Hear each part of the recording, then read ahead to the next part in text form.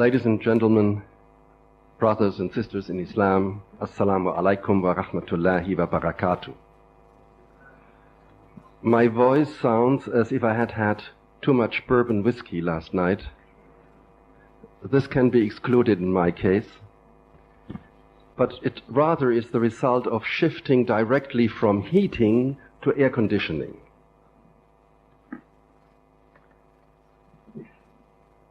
The world has seen events so incisive that they ushered in what was termed later on a new era. This was the case, for instance, with the French Revolution in the 18th century, and also with World War I. It was also the case with the first use by the United States of nuclear weapons against Hiroshima and Nagasaki, which at the time killed 274,000 people. One could, however, also cite more peaceful events which called in a new era, such as the discovery of quantum physics by Max Planck in 1900, which permanently revolutionized our previously Newtonian way of interpreting the world. Some believe that the attacks of 11 September 2001 in both New York and Washington should be ranked with those events, saying that the world will never be the same. I doubt that view. Terrible as the disaster was, should it not rather be compared both quantitatively and emotionally with, for instance, the worst earthquake ever, the one which destroyed Lisbon in 1755, killing 30,000 people, or with the incredible destruction in 1906 of San Francisco through earthquake and a resulting firestorm. Dramatic as these events were, they did not change the course of history for long.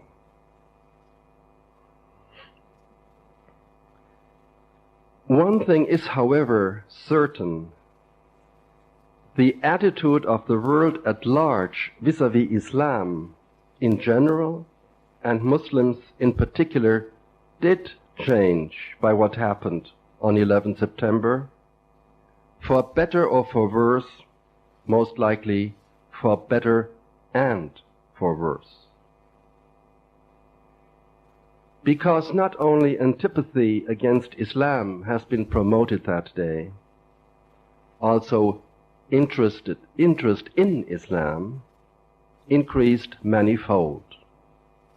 Indeed, many in the West only now recognized their Muslim neighbors for the first time as a fact of life.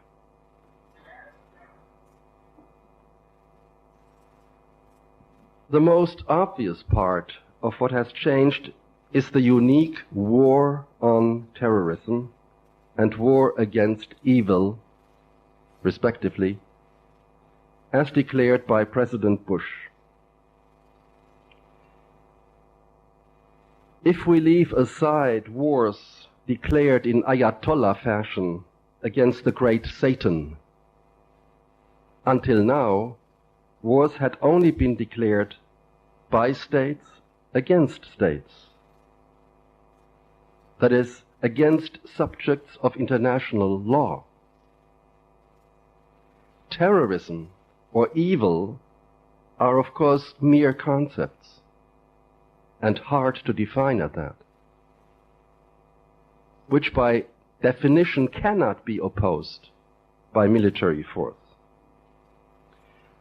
It would have been more logical, therefore, to declare war on terrorist organizations, say Al-Qaeda or the Taliban, as de facto happened. And because of that, the United States is bound even more to treat its Afghan prisoners as prisoners of war under international law. You cannot declare war and then treat your prisoners not as prisoners of war. Normally, before one declares war, one not only identifies one's opponent, one also analyzes the root causes of his enmity, his strategy, and his aims. Alas, this did not happen in Washington. Like after the insidious Japanese attack against Pearl Harbor, after 11 September, the American public massively cried out for revenge. And just as America subsequently came down on Japan like a ton of bricks, so they came down on the poorest of all countries, Afghanistan, with the sophisticated weaponry of a superpower. And the presidential slogan was, "We are right and they are wrong. Who is not with us is against us." Thus was proven to us that the old 3rd century Persian religion of Mani, Manichaeism, is still alive and active, as so often under Christian garb. As a result, for instance, 21 people who only carried the name Bin Laden had to be evacuated out of the United States. Their safety could no longer be guaranteed in that country. In all of the 5 months that have passed since, hardly anybody over there in America dared to ask why and with which purpose America had been targeted. Even those people who cried out, "Why do they hate us that much?" were not looking for an answer. It was an exclamation of protest. The reason for that failure is obvious.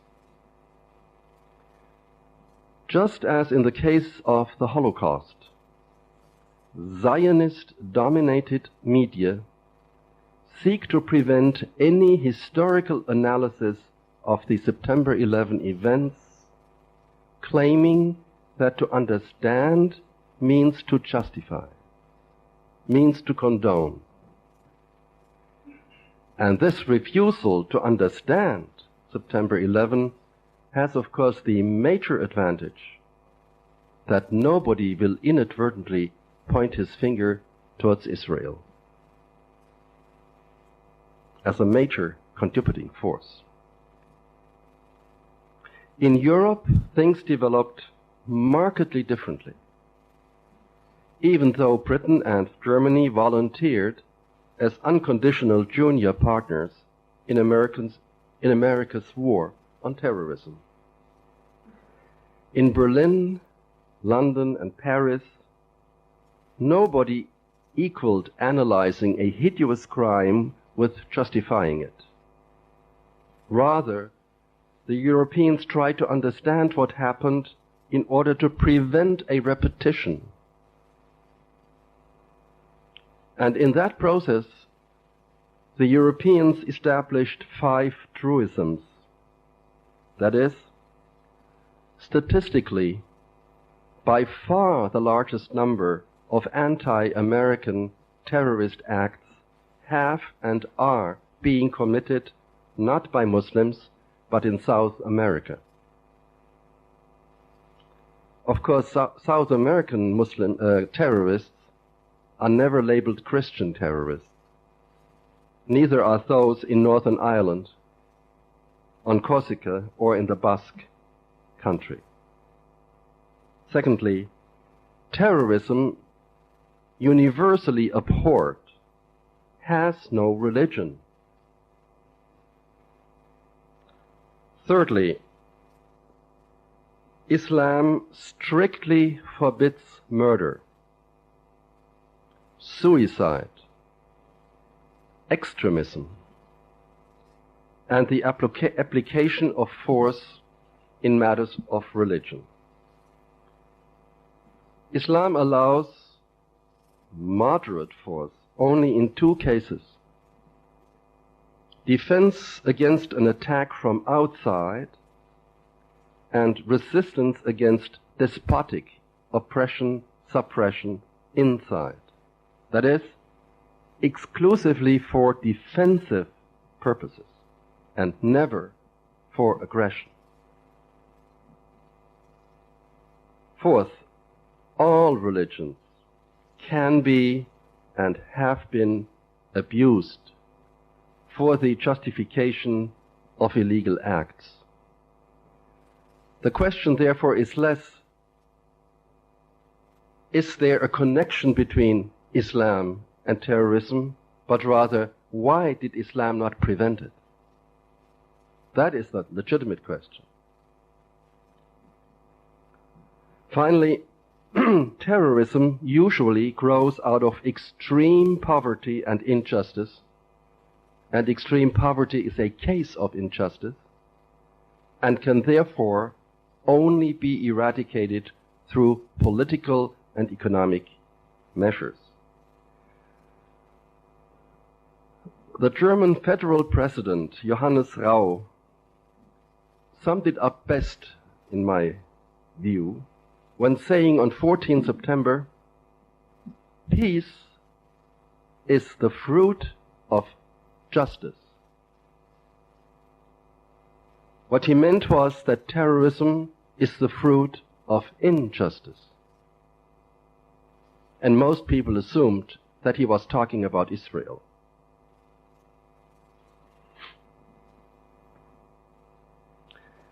In view of this, many Muslims, me included, at first denied any possible connection between Islam and September 11. It was considered untenable dogmatically. No Muslim could possibly have done that, and somebody who did it could not be a Muslim. But such a disclaimer could not work, because the Quran forbids Muslims definitely to call somebody a non-Muslim who considers himself a Muslim.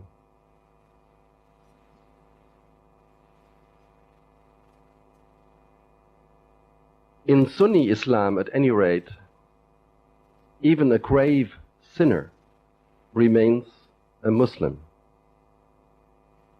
And Allah subhanahu wa ta'ala, not we, knows best.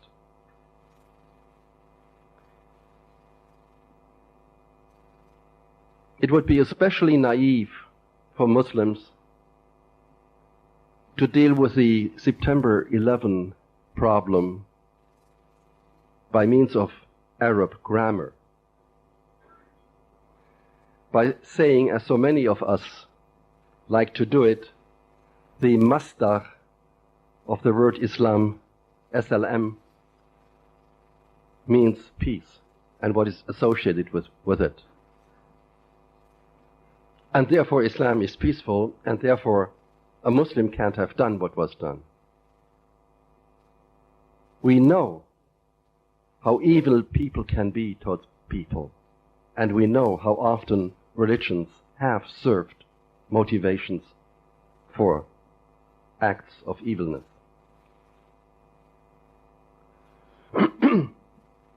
Muslims faced this dilemma already when their third Khalifa, Uthman ibn Affan, and later on Ali ibn Abi Talib, were murdered for political and supposedly religious reasons.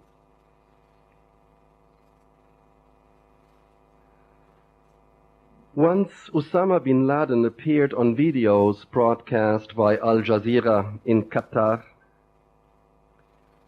it became glaringly evident that he does belong to the Muslim world, at least in cultural terms.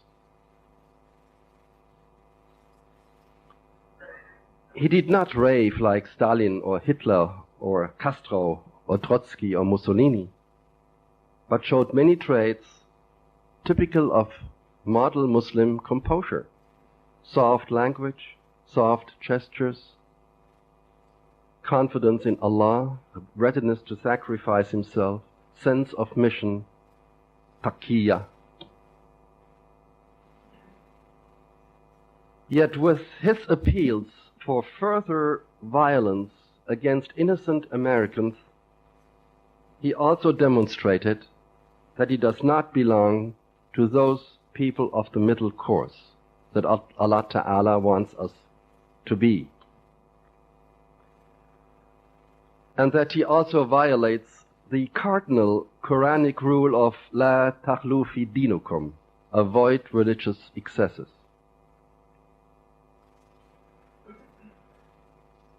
In this context, it astonished me most, by the way, that some even prominent Muslim thinkers and religious authorities arrived at a justification of suicide in combat,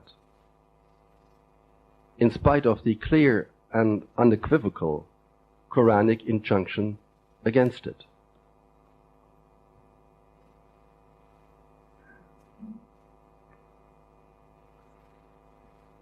In that situation, Western people understandably asked whether the religion of Islam, turned into an ideology, is perhaps more responsible than other religions for terrorist deviations.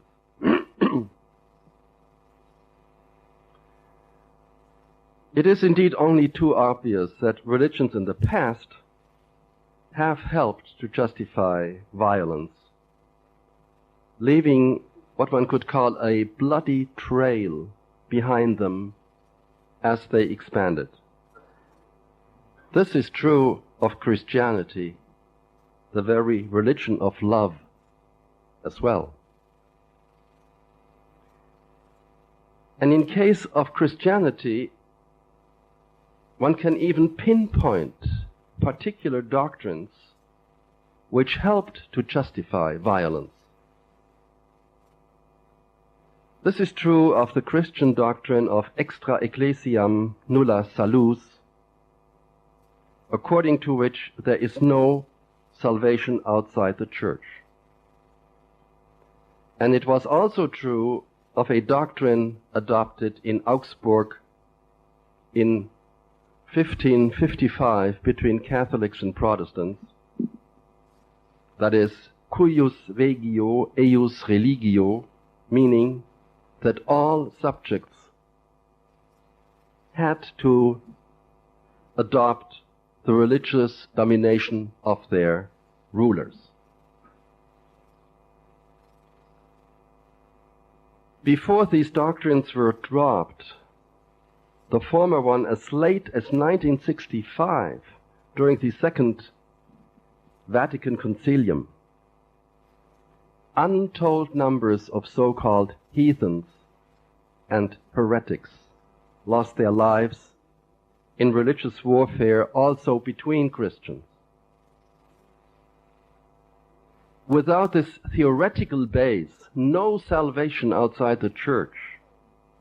The Crusades, including the terrible massacre in Jerusalem in 1099, might not have occurred.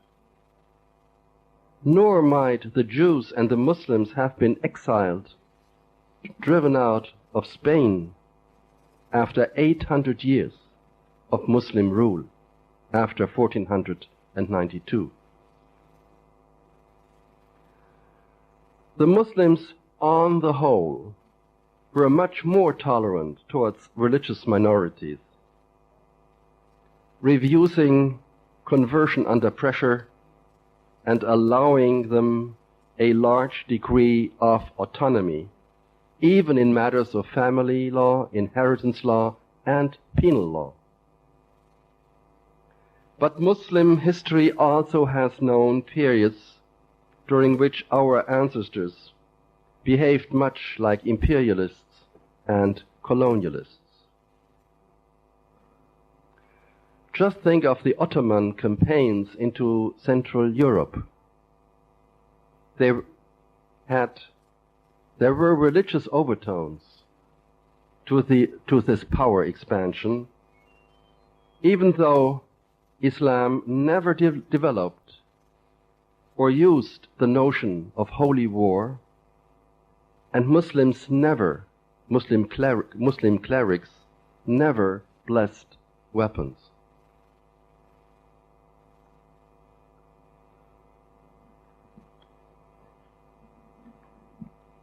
Against this background, many people now, including Muslims, now try to distinguish between mainstream Muslims and so-called Islamists, the latter being considered as overly politicized, activist Muslims. These are, of course, doubtful criteria, since every Muslim, by definition, is sort of a political animal, never content with simply practicing his religion individualistically. Formerly, even Sufi Muslim mystics were frequently engaged in politics, as in Morocco against the Portuguese and the Spanish, or in Central Asia against Soviet domination.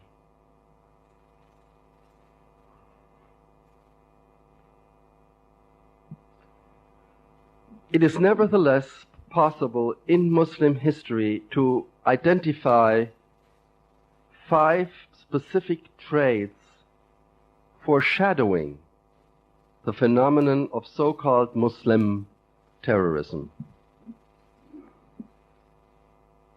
The first I call excommunication, which is of course not a word existing in Muslim vocabulary, but you know what I mean. Already during the first Hijri century, there was the Harijiyya movement. These people, one of whom murdered Ali, introduced the vicious practice of excommunicating fellow Muslims by denying their Muslimness. For them, a Muslim lost his faith when committing a major sin. And it was, of course, the Harijiyya people themselves who determined on whether one of their fellow Muslims had committed sin. As, for instance, it was considered a major sin for Ali to have submitted to arbitration during the famous Battle of Siffin in the year 661. This trick of depriving fellow Muslims of the protection accorded to them by Allah Ta'ala was also used by the Order of the Assassins and also by Sayyid Qutb, for whom most fellow Egyptians still lived in the pre-Islamic Jahiliyyah, with Abd al-Nasr being a pharaoh. Suicide. The Order of the Assassins, this 11th century Ismaili sect, centered around the Sheikh al-Jabal and the fortress of Alamut, introduced a second Islamist trait, suicidal attacks. Strongly desiring martyrdom and thus access to paradise, under the influence of hashish, they carried out attacks with virtually no chance of survival.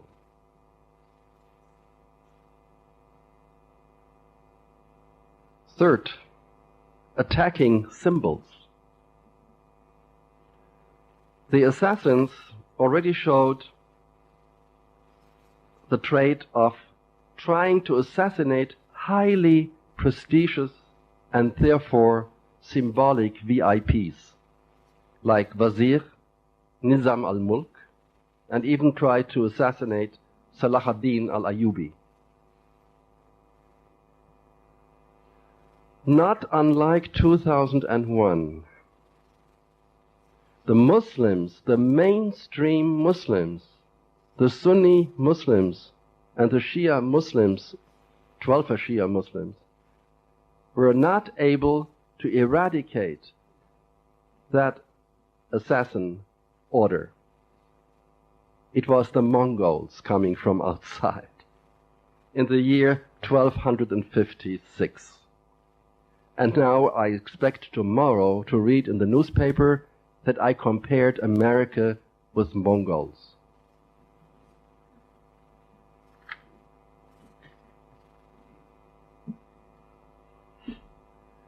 The next trait is lay movements. Many people called Islamists were exposed to the Islamic movement, and the Islamic movement or the Islamic movements which are responsible for the revival of Islam during the 19th and 20th century were virtually all led not by theologians but by natural and social scientists with relatively little training in Islamic sciences. I do not want, it would be really improper to challenge what was done positively by people like Al-Afghani, Hassan al-Banna, Abu Ala Maududi, Said Qutb, Abbasi Madani, and others. At the same time, recent Islamic history might have developed differently if any of them had been an Islamic scholar, like Rashid Rida, Rashid al-Ghanouchi, Fatri Usman, or Taha Jabir al-Albani.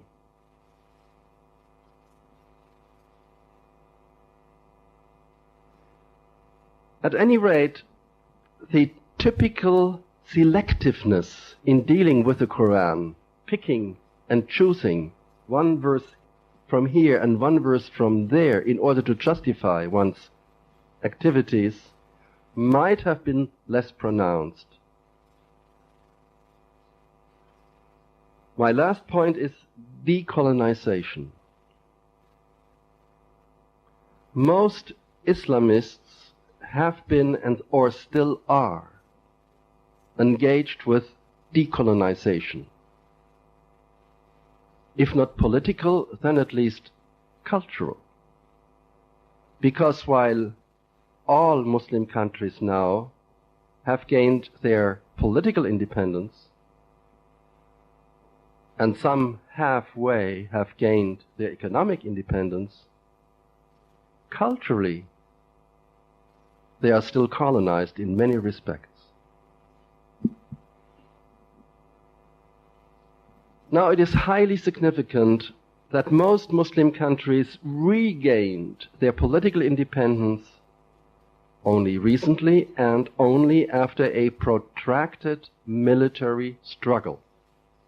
The Algerians had to fight for 8 years, for instance.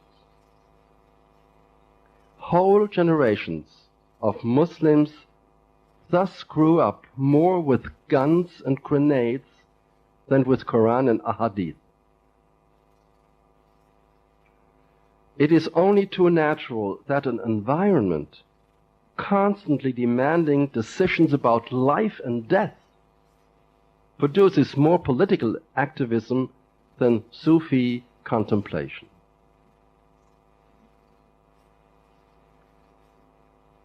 A genuine analysis of the causes for the war on terrorism thus demands that we take seriously what motivates Islamists and that clearly is justice, written with capital letters.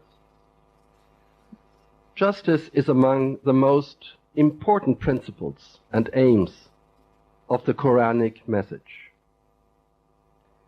And justice is denied wherever we find abject poverty and atrocious injustice. And alas, the Muslim world knows too many such cases, in particular Kashmir, Chechnya, Palestine, and Algeria.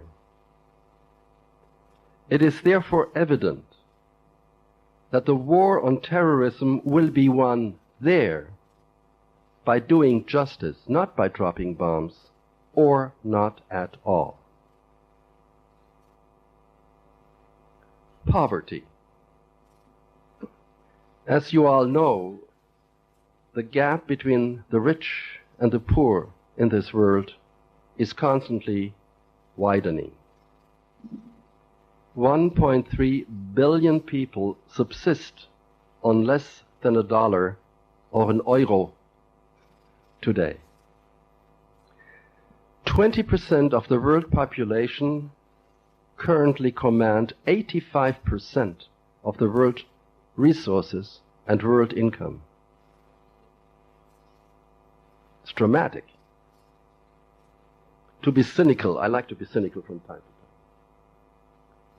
What a Norwegian, thanks to the North Sea petrol, can spend annually on his favorite cat is twice as much as the yearly income of people in Black Africa. This is where potential terrorists grow. Kashmir. In violation of the principle of dividing India on religious lines, the Hindu ruler of Kashmir in 1948 opted for India, even though the Muslim majority in his country wanted to join their brothers in Pakistan. Ever since, India has refused to implement a United Nations resolution calling for a referendum, and nobody cares. The result is growing desperation of a population constantly exposed to abuse. To stop resisting would mean sanctioning the illegal status quo. To continue resisting means nowadays being called a terrorist. Chechnya. When the Soviet Union disbanded after 1990, all Central Asian member states were given their independence, if so demanded, except Chechnya in the Caucasus region. Ever since, the Muslims there have been fighting for their independence. Everybody knows of the massive violation of human rights committed by the Russian forces. The Chechenian people, feeling sold out, are desperate, and nobody cares. Worse, they are now treated as terrorists. Also by the United States, even though they do nothing else but what the FLN did against France, applauded by the West. In fact, they do no more than the Minutemen had done in Boston in the 18th century when rebelling against British rule in what became America. Seen from London at the time, these Minutemen in Massachusetts were terrorists.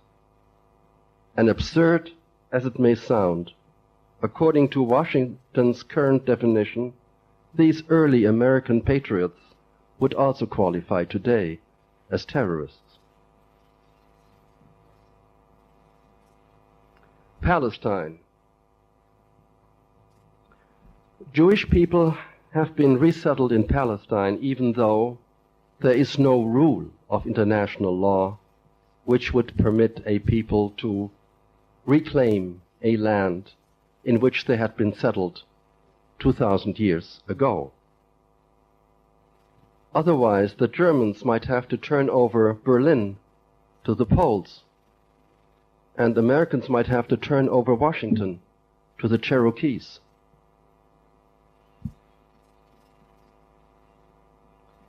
In retrospect, the settlement of Jewish people in Israel is seen as a recompense for the Holocaust, for the persecution they had suffered at German hands.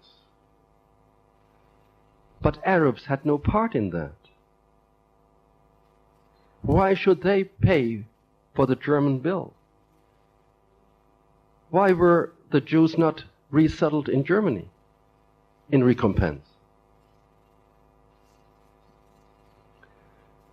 Palestinians have a long memory. For them, Israel is another crusader state, and after South Africa and after the United States, the last country in the world that still practices apartheid, and that without being blamed for it. Who then is to label Palestinians as terrorists as long as they do nothing else but to resist the robbing of their last piece of land, in violation of each and every resolution of the United Nations Security Council, each and every one. In spite of what had been done to them, the majority of the Palestinians had been ready to agree to a fair partition of Palestine, even of their capital, Al-Quds, and to live, to coexist, because the Germans had a guilt feeling, which the Palestinians had no reason to have. Yet the so-called peace process did not produce peace or justice. East Jerusalem was annexed and is being currently gradually transformed. 50,000 new Jewish settlers were settled on what is called Palestinian territory. Israel uses 85% of the water resources of the whole country. 15% left for the Palestinians. And as you know, Arab leaders are being systematically assassinated. This is called preventive elimination. Thousands of homes are being destroyed, and the Palestinian infrastructure as well. This is bad enough. But what do the Palestinians see? They see that the United States is subsidizing their torturers to the tune of annually $4.1 billion, which is more than the United States gives to any other country in the world, even to India, which has a billion people, not just 4 million. Subsidizing it in terms also of military hardware and of protection in the United Nations Security Council. We used to laugh about the Russian veto. The United States has become the veto nation, protecting Israel against any possible incrimination. Against this background, is it really so hard for Americans to understand why so many Arab people hate them, and why Bin Laden or Al-Qaeda has been targeting them, if it is so? On the 2nd September, 2nd, not 11th, 2nd September last year, I participated in the final session of the ISNA conference in Chicago. ISNA stands for Islamic Society of North America. Before me, Paul Findley was given the floor. He had represented Illinois in the House of Representatives for 22 years.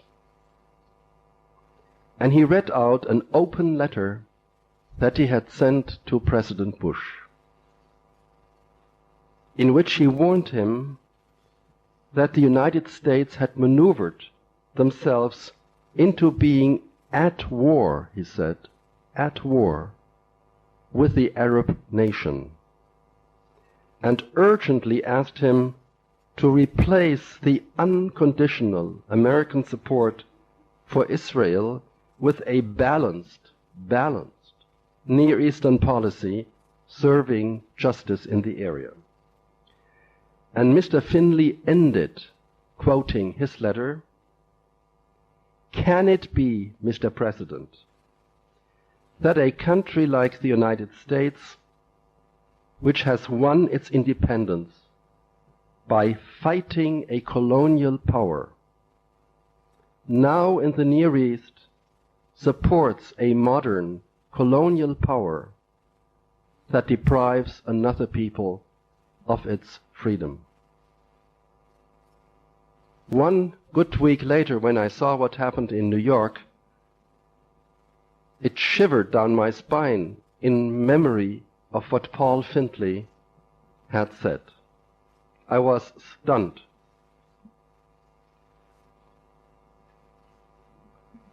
And ever since, had Osama bin Laden not said shortly after October 7, when the war started, that Americans should not be allowed to feel safe as long as Palestinians are unsafe? There we have it in a nutshell, the whole problem. I also recall my grandmother saying that evil is endlessly bound to engender more evil. Is it not true that many Zionist people in Israel and in the United States, in their eagerness to prevent another Holocaust, end up acting much like the very people who had persecuted them? And is this chain reaction not terribly counterproductive?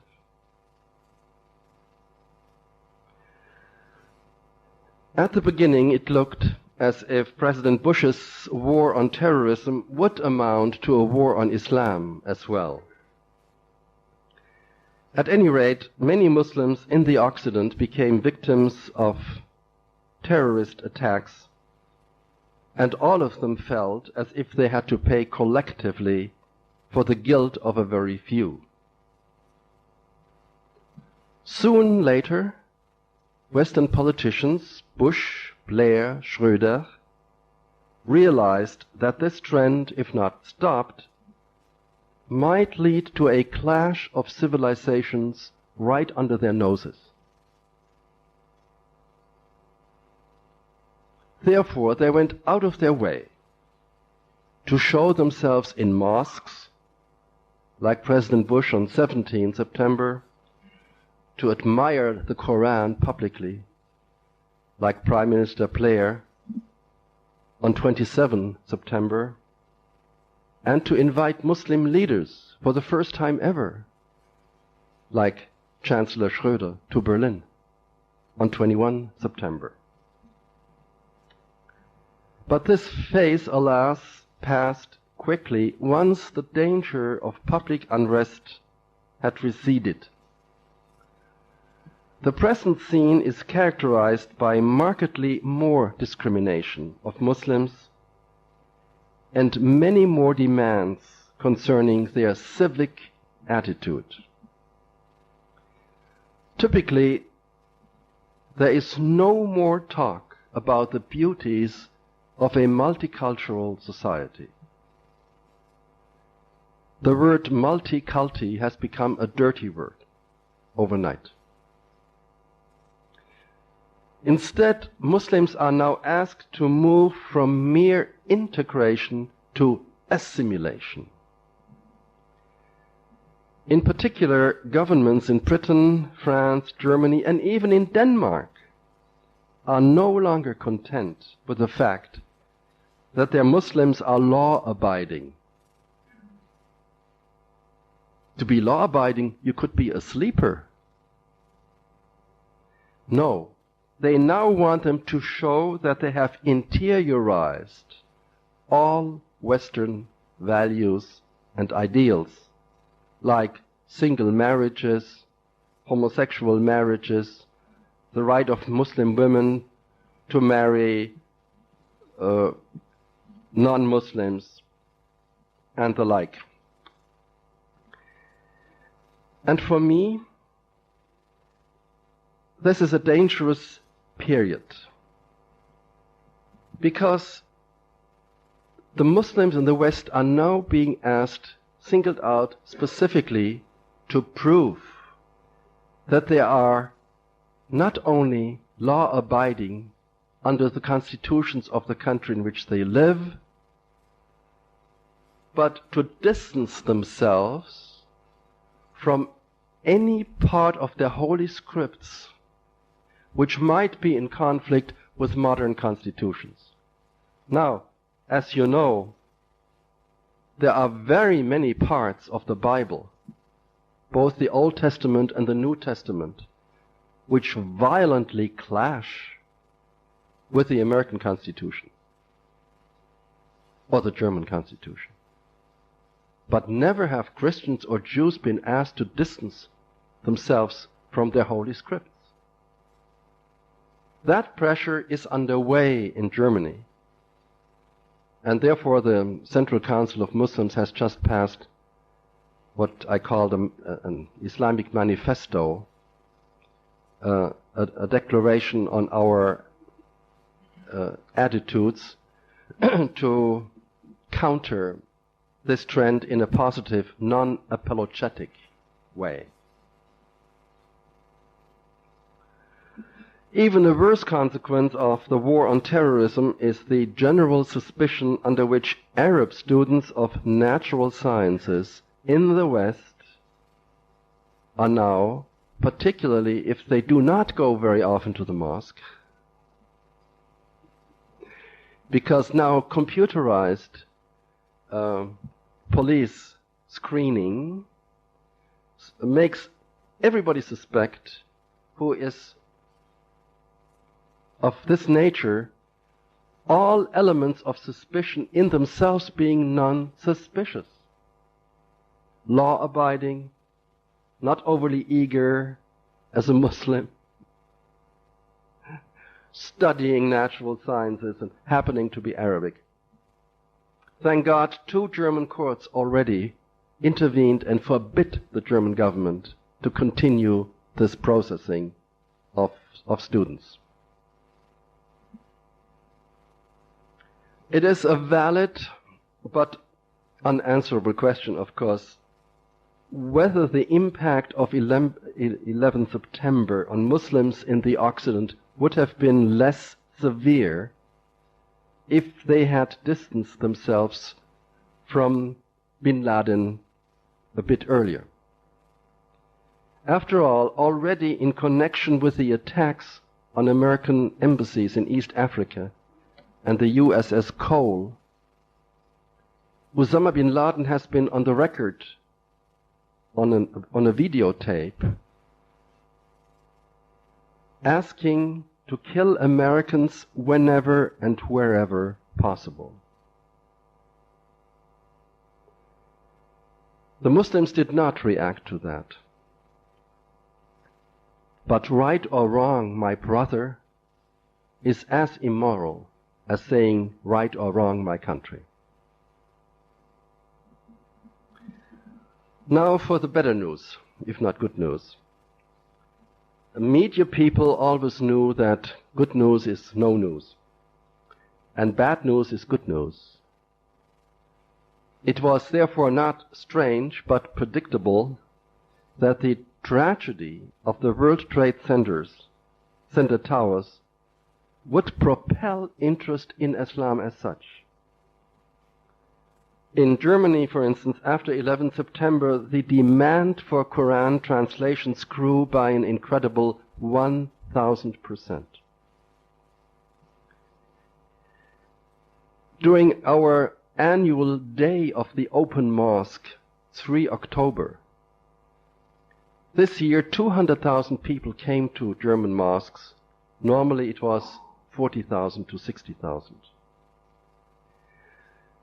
The website of the Central Council of Muslims in Germany, www.islam.de, was visited 400,000 times a day and is still being visited 1 million times a month.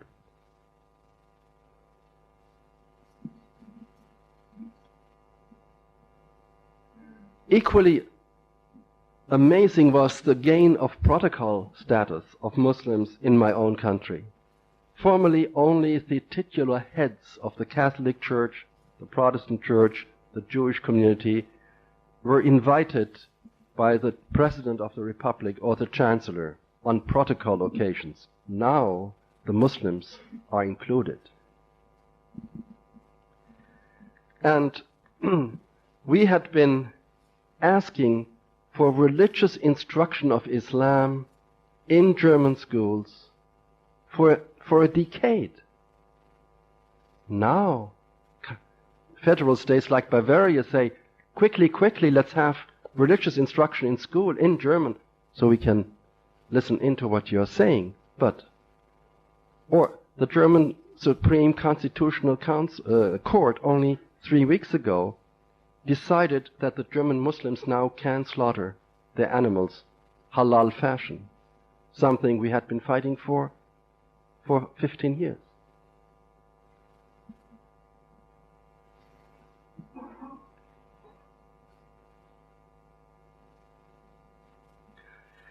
In conclusion, I think it is fair to say that the immense tragedy of 11 September, also a tragedy for Islam, has produced a mixed picture with both positive and negative fallouts. Whether the long-term picture will be bright or dark, in my view, will mostly depend on whether America will become more self-analytical. That means self-inspective, and correct its anti-Muslim foreign policy bias. And whether America will go gang-ho, as one puts it, seeking revenge and finding satisfaction in the role of a unilateralist world policeman. In the latter case, even the NATO alliance might break up, at least become ineffective, and both state terrorism and individual terrorism might climb to new levels. Let us pray then that wisdom and emotional maturity will prevail, and that it will become an American virtue as well, what a famous Turkish saying demands: Efendilik bende kalsın, may generosity be on my side. Assalamu alaikum wa rahmatullahi wa barakatuh.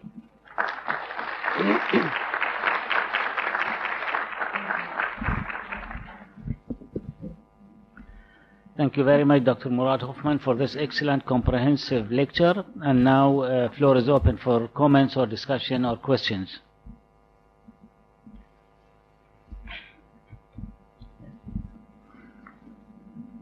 Mr. Hofmann, right here, to your right. Yeah. Firstly, I'd like to thank you very much for coming all the way to Bahrain to speak tonight. I think that you rightfully point out a number of things in your speech. One of them, being an American, I can clearly appreciate, is the need for the U.S. to be introspective, for us to continue to always reanalyze our policies, to, particularly in matters of the Middle East, to find a resolution to the problems of today and to be flexible on that. You also point out quite correctly in a message that I take home that Islam does not condone in any way the targeting of civilians or unnecessary violence. But having said that, I was confused on a few notes in your speech. You seem to toe the line of one man's terrorist is another man's freedom fighter. And you do that by giving examples of Chechnya, by citing my own Revolutionary War, by saying that there's a vagueness to this. And nowhere did I hear the categorical denial of any type of targeting of violence against civilians from yourself.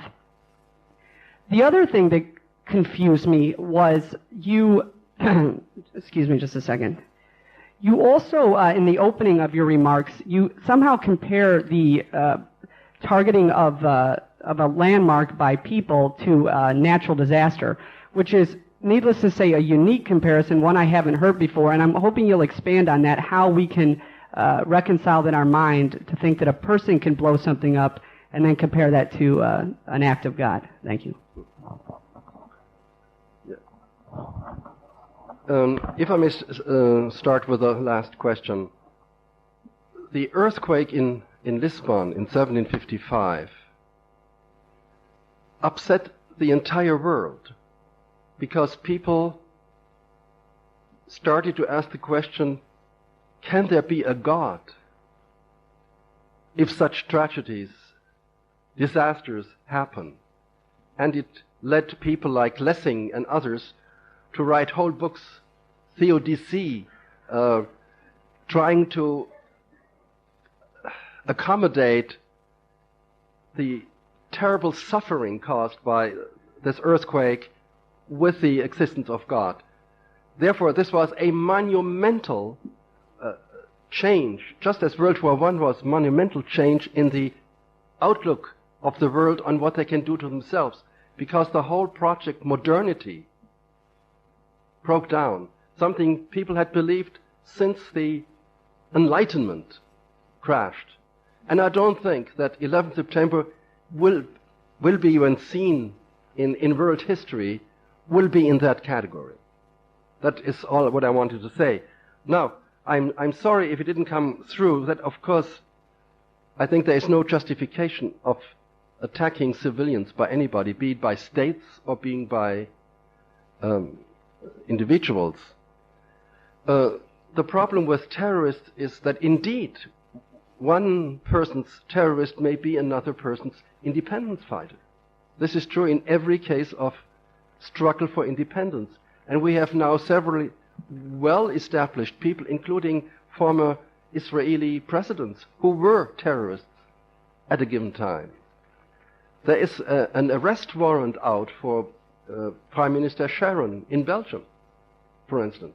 He is considered a terrorist there. That is why the definition of terrorism is so, in blank terms on white and black on paper, is so very difficult.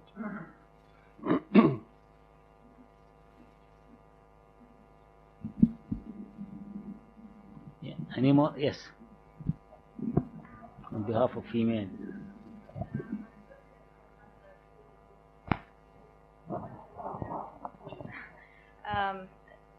Excuse me, if you repeat your question. Yes, I wanted to say that I agree totally with what you just answered the American with, and plus to add that there's a difference between individual terrorism and state-sponsored terrorism. In this case, we have individuals who might have blown up the World Trade Center, be it Bin Laden, we don't even know yet. And there's a difference between individuals and states, like the USA, that drop bombs on defensive civilians. I call that state-sponsored terrorism.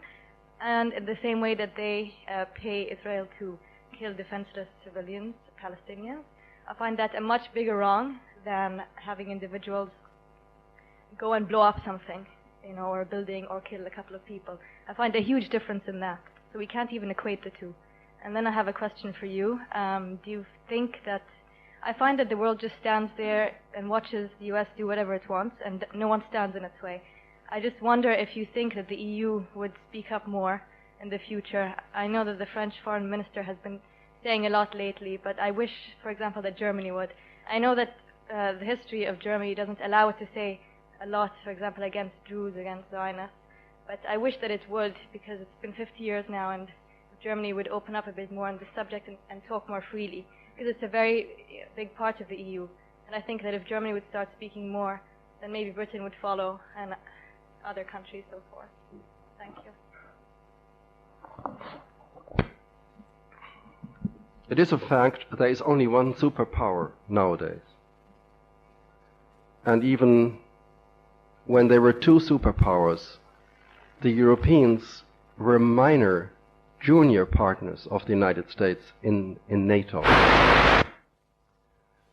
Today, several members of the Bush administration have made it quite clear that they will either act with NATO and the Europeans or without them. So this unilateralist trend is very worrisome. Personally, I agree with you. The fact that Germany bears so much guilt for having persecuted Jewish people the way it did should make Germany today a critic of if something bad happens in other parts of the world, including Israel. It is immoral not to speak out, just as it was immoral to persecute Jewish people. But there is no chance during this generation.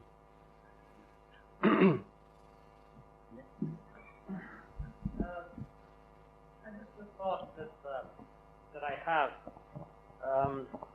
First of all, congratulate you, Ambassador, for your speech here, your lecture. We are all friends, and it's been a pleasure for me to see you again and listen to you. The thought I have is that I think the world has become very dangerous after the 11th of September occurrences, because you see, there's a big difference between the United States and Europe. And one of the differences is that Americans, because of their size, because of their internal power or whatever, they are very self-centered. They do not accompany what happens in the rest of the world. The Middle America has no perception of what happens beyond its little town or its home state. And they tend to think that they're always right. And when you're self-righteous, it's very dangerous. Your attitudes are not tempered by your knowledge of the rest of the world, of what happens in the rest of the world, and what the rest of the world thinks. In that respect, Europeans are much more open-minded because of their experience. So what do you think the evolution of this situation is going to be?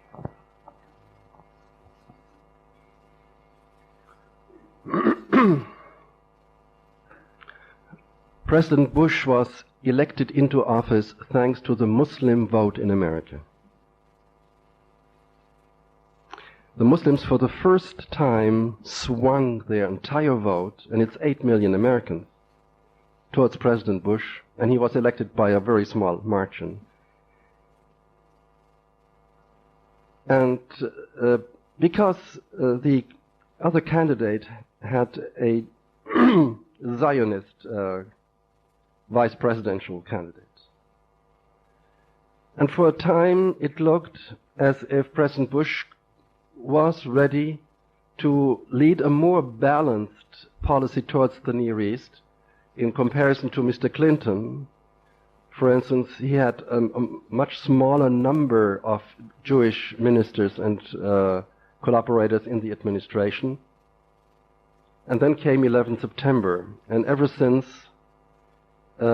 he seems to be more committed than anybody before him to clamp down on what he sees the source of evil, and that is an enormous bonus that Sharon has seized upon immediately, Putin has seized upon it, the Indians have seized upon it. Everybody who wants to persecute his opponent under the label terrorism has now a boon. Therefore, I'm rather, like you, I'm worried about what will happen next. Because when you say our policy towards Iraq is regime-changing strategy, my goodness, where will we end? Where will that end? And if Iraq is attacked, Turkey will be in a mess. And it all has chain consequences. Dr. Abdul-Latif. Thank you very much, Doctor. I really appreciate all the talks and the detail in which you went through. It's been very enlightening talk that at least brought us to the focal point that at least of great interest to many people, not only in this part of the world, but all over the world. I have at least 2 points I would like to have your reactions on it. One is really regard the Americans. And as you indicated, they say the whole world hate us. Why do they hate us? In fact, do the whole world hate Americans? I think that's not true. We disagree with American, and that's possible. And every friend also disagree between a friend. But doesn't mean that you hate them. And that's an important aspect that all of us should realize. We don't hate people. We appreciate people and we disagree with people. And it's only logical to do so. That's one point.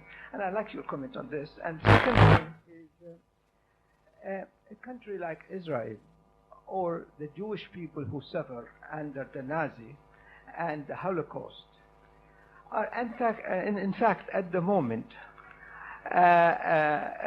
doing the worst thing that what other people have done to them. But that's not the point.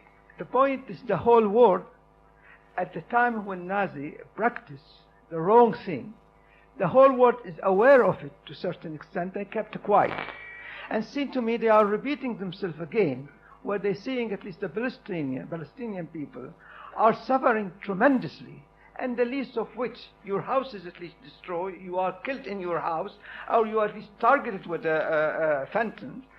That is really, and the whole world see it, and the whole world's keeping quiet on it. What would they want to do? After, say, 50 years, they will regret it? Thank you. Your last point I can even reinforce by saying the Nazi crimes could not be seen on television every day. But here you see it. Your first point, I think, also is very well taken. Look at Sudan. Without declaration of war, out of the blue, the American Navy sent 6 cruise missiles into Khartoum, the capital, to destroy the only pharmaceutical plant that the Sudan possessed, a very poor country. They destroyed the entire factory without any evidence before or after that anything evil had been done. There was no outcry against America in the Sudan. People shrugged their shoulders and said, you know, Monica Lewinsky.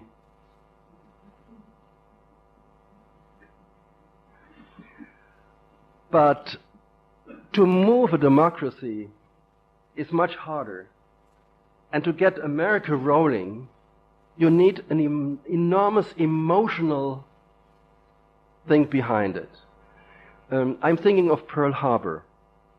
The Japanese had lost World War I the moment that they started it, because they insulted the American sense of fairness.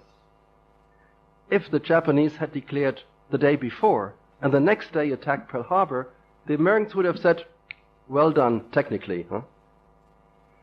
But they were so insulted by the immorality of it all that they came down like that ton of bricks on Japan. This was certain from the beginning. There is something provincial about America. It's a continent. But when you go to the Midwest, you don't find international news on the front page. You don't find it on the third page, possibly. And that increases the problem.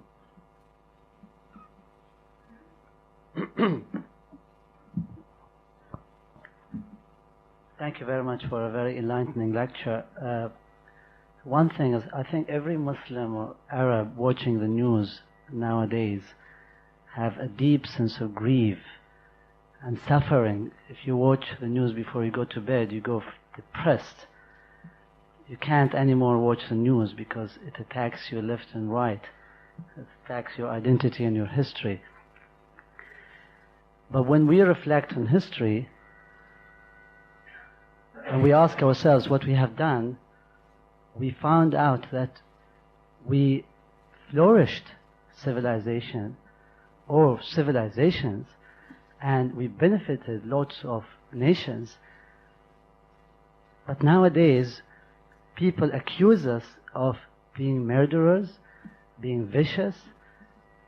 If we go back and look at statistics, we found out that the Muslim civilization and people who belong to the Muslim nations killed the least number of people that belong to the other civilizations. So if we compare statistics, we just take the last century, it doesn't take much to figure out that tens of millions were killed in the hands of non-Muslims. If you compare historically the number of non-Muslims that were killed in the hands of Muslims, you don't come to 100,000, I would believe. You would not come to that figure. We did not kill 100,000 person who belonged to, of a group that did not belong to the Muslims. The maximum we have done is that our Afghan brother fought against each other and the Iraq-Irani war, which some people also think that the West has a hand on that. So if you compare the number of people that were killed by Muslims, you find no really percentage. If you divide over a denominator, you don't make a percentage. But today we are accused of being vicious, murderers, and if we are the reason for the plight of the Jewish people and the insecurity that the West has lives under today, this is very saddening and very depressing. At 7 o'clock this evening, I listened to the BBC News. The first 5 items were violence in Muslim context. A 6th item came later on. Then there came other items also of violence. That in South Africa, for instance, somebody had killed 10 people with a shooting spree. Now, I compared the other incidents. In no case 10 people had been killed. So in terms of quantity, that should have come first. But it comes first what refers to Islam and to Muslims. One thing indeed that amazes me most is that Americans and Europeans both constantly claim to hold the moral high ground no matter what. You may have exterminated your Indian population. You may have had centuries of black slavery. You may have used nuclear weapons. You hold the moral high ground.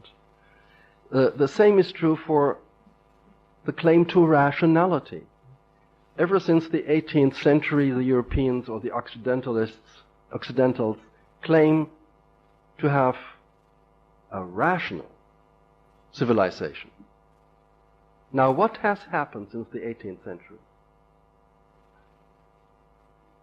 We have had slavery during that period.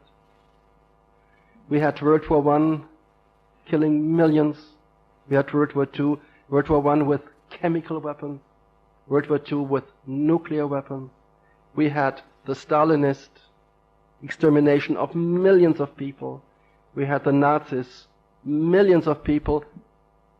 And we come out of that and still claim European Occidental civilization is superior. It's quite amazing. This ability to feel, to maintain the moral high ground.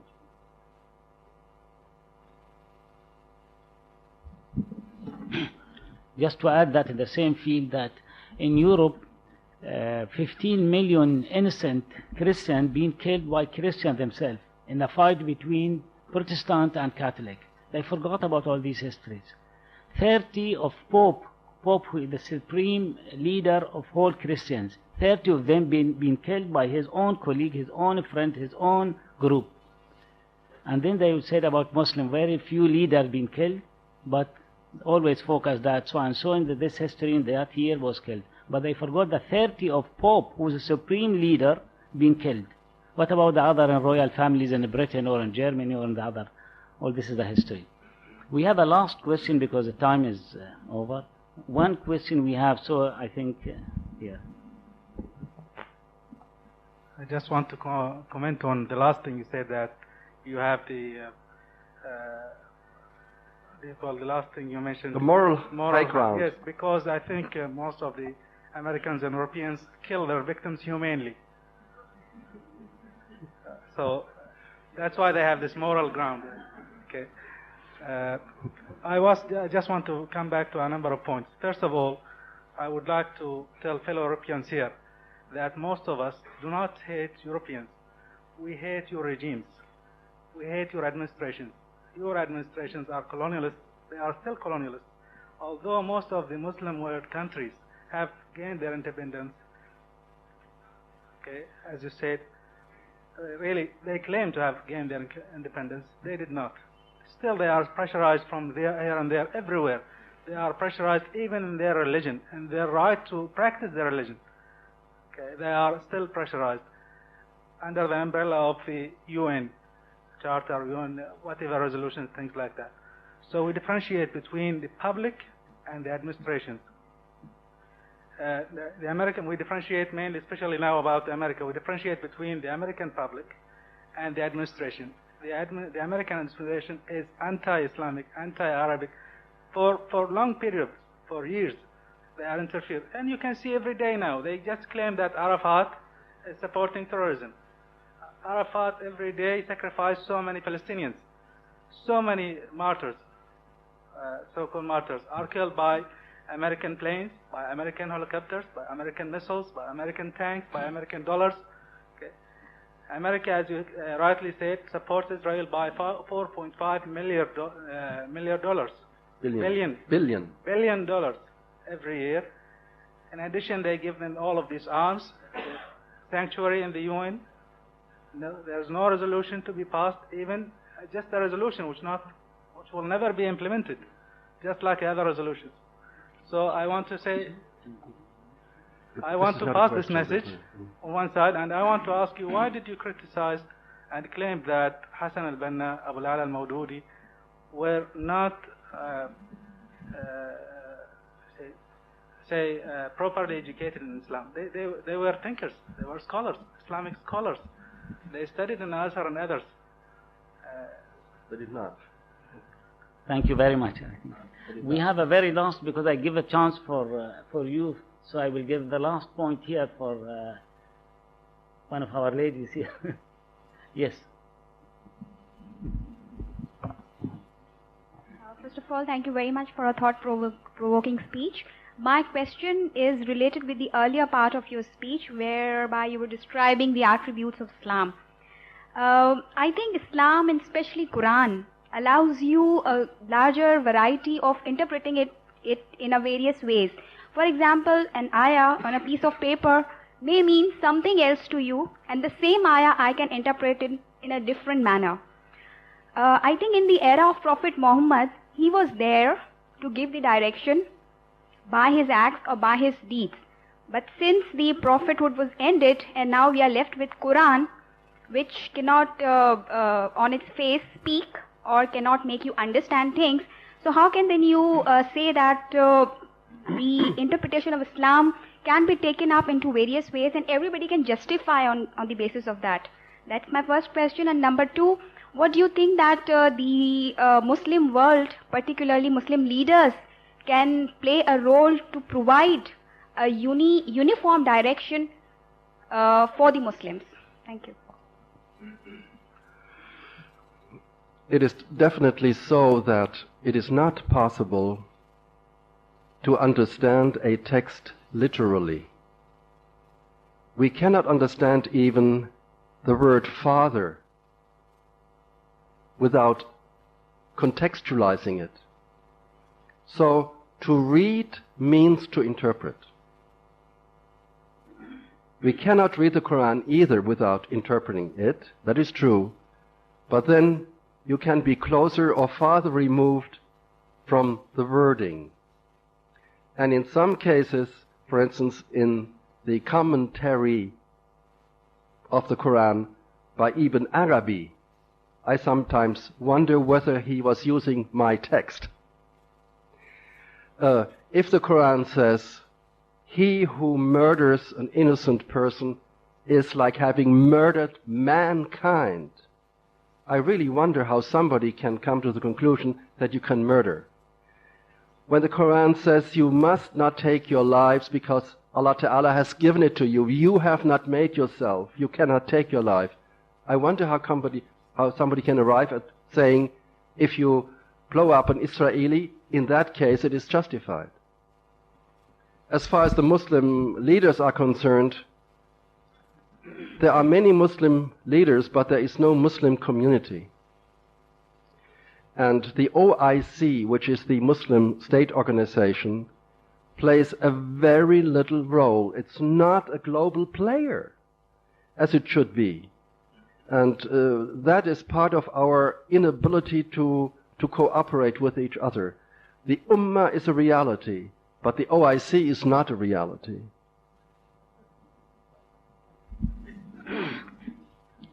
On behalf of Discover Islam and on behalf of all of you, we would like to thank Dr. Murad Hofmann again, and we hope that we will see him next year with much more good information and good news about Muslims.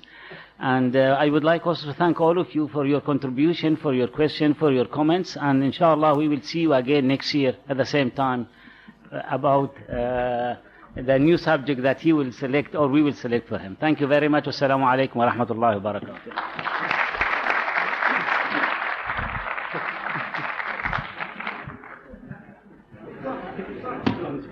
Hello. If we just wait for 1 minute, not more. 1 minute. Just 1 minute. As usual, we usually present our guest speaker with a certificate of appreciation and the Medal of Bayt al-Quran. Can I call on Dr. Abdul Latif Kanu to present?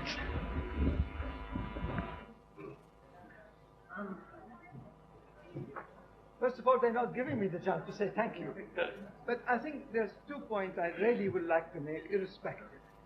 The word hate is a very bad pickup and must not be used under any circumstances.